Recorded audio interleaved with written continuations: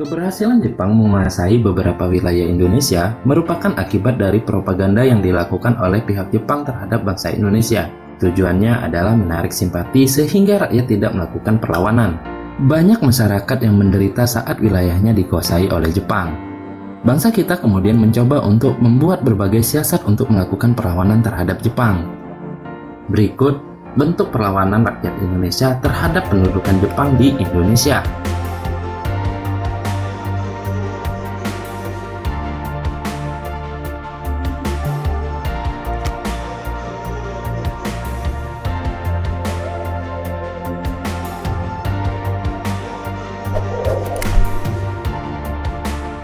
Beberapa tokoh nasionalis yang sebelumnya bersikap non-kooperatif memilih mengubah strategi perlawanannya karena melihat pemerintahan militer Jepang yang sangat tegas dan kejam dalam menindak kelompok perjuangan kemerdekaan Indonesia.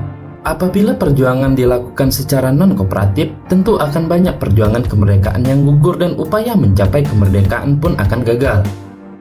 Beberapa tokoh yang berjuang secara kooperatif, yakni Insinyur Soekarno, Dr. Andes Muhammad Hatta, Kiai Haji Mas Mansur, dan Ki Hajar Dewantara yang bergabung dalam organisasi Putera.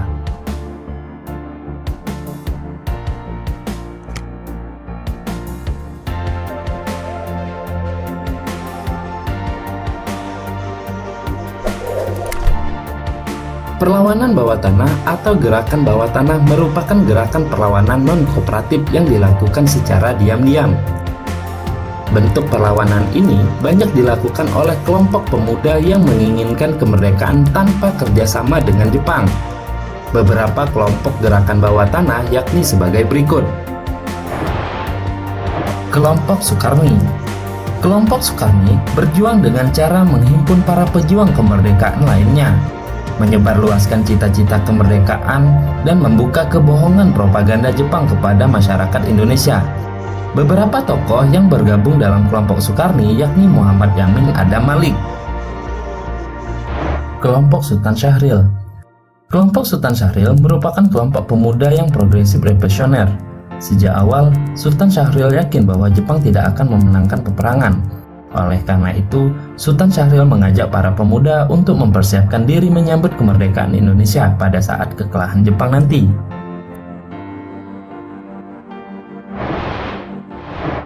Kelompok Ahmad Subarjo. Ahmad Subarjo bekerja sebagai kepala biro di pemerintahan Jepang. Ia membangun asrama Indonesia Merdeka dan menghimpun pemuda-pemuda untuk belajar tentang nasionalisme dan kemerdekaan Indonesia.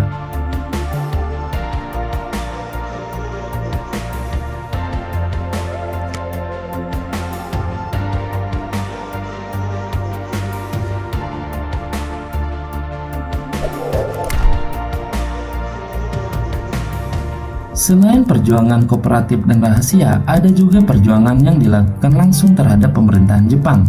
Perjuangan fisik ini banyak terjadi di daerah dan dipimpin oleh tokoh-tokoh masyarakat setempat. Beberapa perlawanan tersebut yakni sebagai berikut. Perlawanan rakyat di Sukamana, Tasikmalaya. Perlawanan rakyat di Sukamana diawali adanya aksi protes dari kalangan santri pesantren Sukamana. Pimpinan Kiai Haji Zainal Mustafa untuk melakukan seikirai yang dianggap syirik dalam agama Islam. Selain itu, penderitaan Romusa di daerah tersebut juga telah mendorong timbulnya keinginan untuk membebaskan penderitaan rakyat Indonesia. Perlawanan rakyat yang dipimpin Kiai Haji Zainal Mustafa terjadi pada tahun 25 Februari 1944. Perlawanan ini dapat dikalahkan karena kekuatan pasukan Jepang yang jauh lebih banyak dan lengkap. Kiai Haji Zainal Mustafa ditangkap dan dihukum mati pada tahun 25 Oktober 1944. Perlawanan rakyat Aceh di Chot Pileng. Perlawanan rakyat Aceh diawali dengan tindakan semena-mena pemerintahan pendudukan Jepang dan kebiasaan sekire yang bertentangan dengan ajaran Islam. Rakyat Aceh mulai melakukan perlawanan dipimpin oleh Tengku Abdul Jalil pada 10 November 1942. Dalam perlawanan tersebut, Tengku Abdul Jalil tewas dan ditembak pasukan Jepang. Perlawanan rakyat Indramayu. Perlawanan rakyat Indramayu dilatar belakangi adanya kewajiban penyerahan hasil panen padi dan rumusan yang mengakibatkan penderitaan rakyat. Perlawanan dipimpin oleh Haji Hadrian pada April 1944.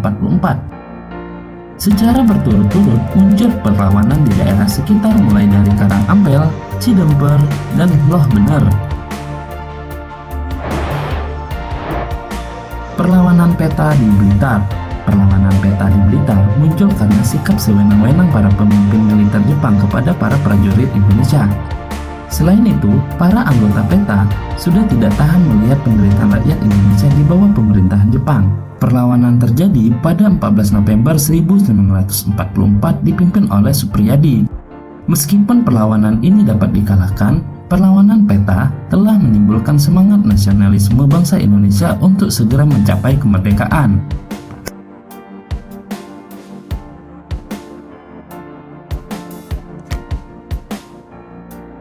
Berakhirnya masa pendudukan Jepang di Indonesia.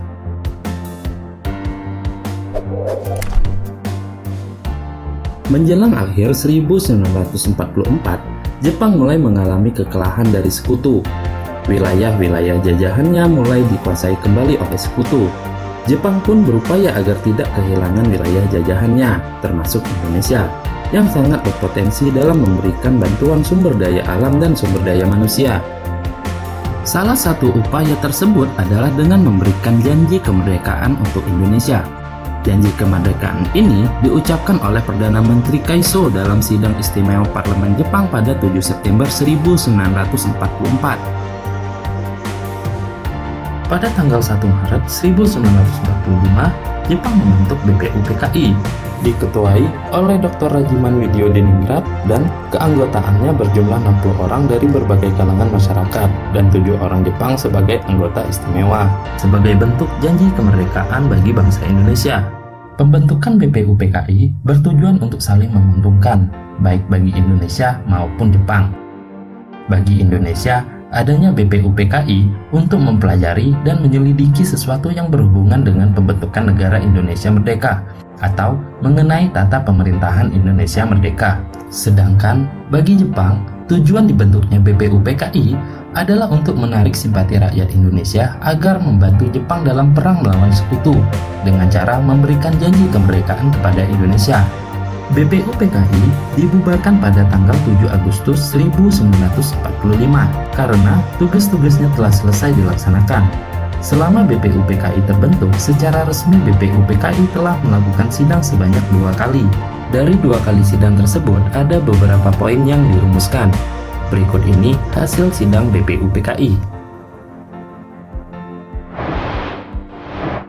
Sidang pertama BPUPKI berlangsung pada 29 Mei sampai 1 Juni 1945. Pada sidang pertama BPUPKI tersebut membahas perumusan dasar negara Republik Indonesia.